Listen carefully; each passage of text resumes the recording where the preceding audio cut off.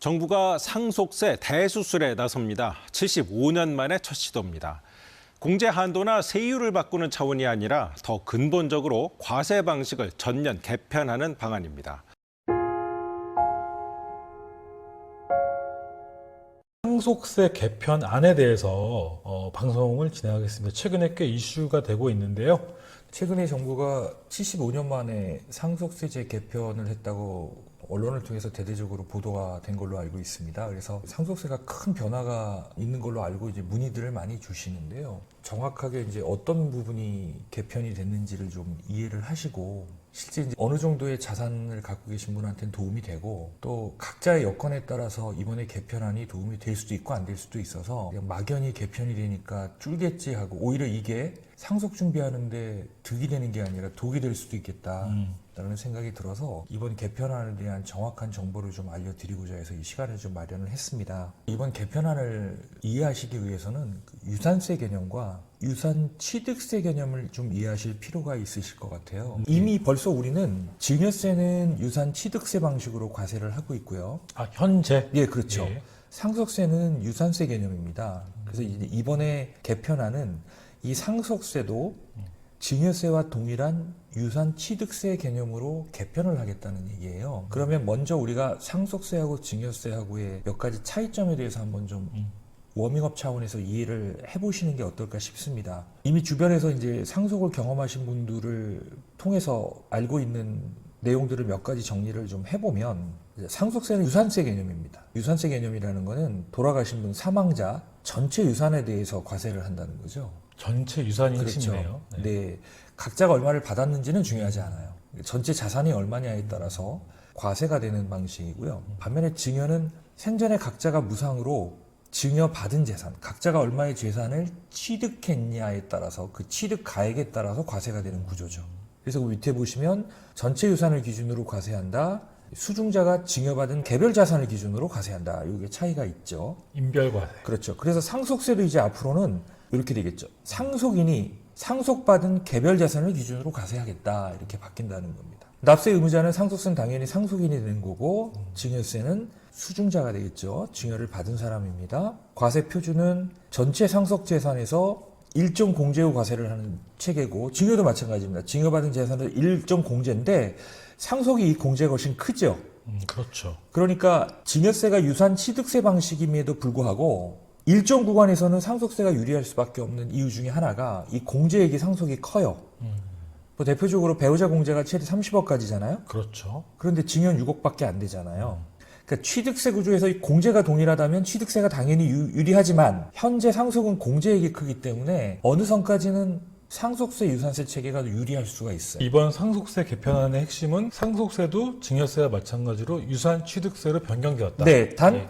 기존의 상속 공제는 유지가 되거나 더 상향 조정되는 조건이다. 좋아진 거네요. 예, 그렇죠. 네. 네, 그렇습니다. 그렇지만 큰 대재상가들한테는 크게 이게 유의미한 개편이라고 보기는 어려울 것 같아요. 그런가요? 그렇지만 이제 75년 만에 상속세제의 개편에 첫 삽을 떴다라는 거에 되게 의미를 좀 둬야 되지 않을까 싶습니다. 자, 두 번째, 실제 사례를 갖고 한번 좀 말씀을 드려보면 이해가 더 쉽지 않을까 싶어요. 자산가액이 한 100억인 경우를 놓고 한번 비교를 해볼게요. 기본 가정은 배우자와 자녀, 성인 2명이 있다고 가정을 한번 해보겠습니다. 증여는 법정 상속 비율대로 증여를 한다라는 가정을 해봤어요. 그러니까 배우자가 50%를 더 받죠. 1.5. 네, 1.5 대 1 대 1 이렇게 보면 네. 될 겁니다. 금융자산이 한 10억 정도 있다고 가정을 해봤습니다.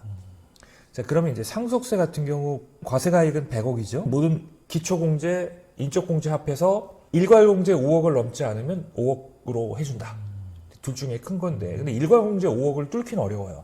일괄 공제라면 뭐 무조건적으로 해주는 걸 그렇죠. 말씀하시는 거죠? 기초공제 2억하고 기타 인적공제가 있는데 이게 이제 3억이 넘어가야 일괄공제보다 많이 받는데 지금 현재 구조에서 인적공제가 3억을 넘기 위해서는 뭐 6명 이상의 다자녀야 되거나 그렇죠. 한 명은 5천만 예, 원이니까. 또 부양가족 네. 중에 장애인이 여러 명 있어야 되거나 이제 그런 특수한 상황 아니면 이 공제를 받기 굉장히 어려운 구조죠. 다음에 이제 배우자 공제가 기본 5억에서 최대 30억까지 되고 있고 또 금융자산은 최대 2억까지 20% 공제를 해주고 있거든요.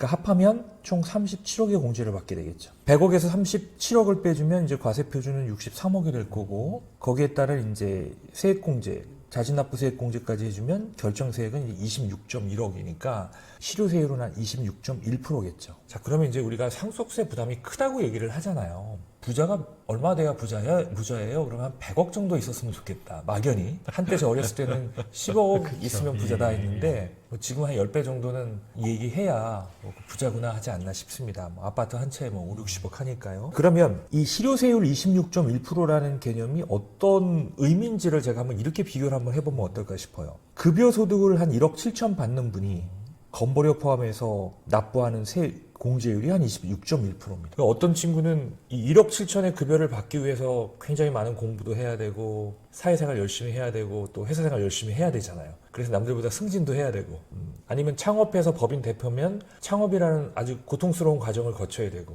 이렇게 노력을 해서 연간 1억 7천 정도 받는 분이 납부하는 실제 부담률이 담세율이 26.1%예요. 이제 100억이라는 돈에 대해서 실제 내가 납부하는 세금이 누구는 100억 부모로부터 받아서 26.1% 내고 나는 자수성가해서 정말 힘들게 근로나 노동을 통해서 1.7억 버는 세금이 비슷하니까 이게 그래서 이제 상속세를 바꾼다는 게 자칫하면 상대적 박탈감을 굉장히 줄 수 있는 거죠. 이 밑에 상속 취득세율은 어떤 의미인가요? 요건 이제 재산을 어쨌든 상속으로 취득하는 거잖아요. 예. 취득할 때 양도가 됐든 증여가 됐든 상속이 됐든 취득하면 취득세를 내야 되니까 1.16%입니다. 이건 이제 다른 중과세가 없는 게 상속은 내가 일부러 받는 게 아니잖아요. 내가 계획해서 받는 게 아니잖아요. 자, 증여를 한번 볼까요? 아까 같은 법적 상속 비율대로 증여를 받게 되면 이제 배우자가 42.86, 자녀 각각 한 28억 5천 정도 받습니다. 배우자 공제 6억 받죠? 자녀 성인은 5천만 원 공제해주죠. 10년 합산입니다. 그럼 과세 표준은 표에 나와 있는 대로고요. 결정세액은 배우자 자녀 각각 합해서 총 32.1억이죠. 유산 취득세임에도 불구하고 증여세가 많죠. 그럼 왜 그럴까요? 이 공제 때문에 그렇습니다. 공제가 낮으니까. 예, 그렇지만 이제 이 100억이 넘어가게 되면 얘기가 좀 달라져요.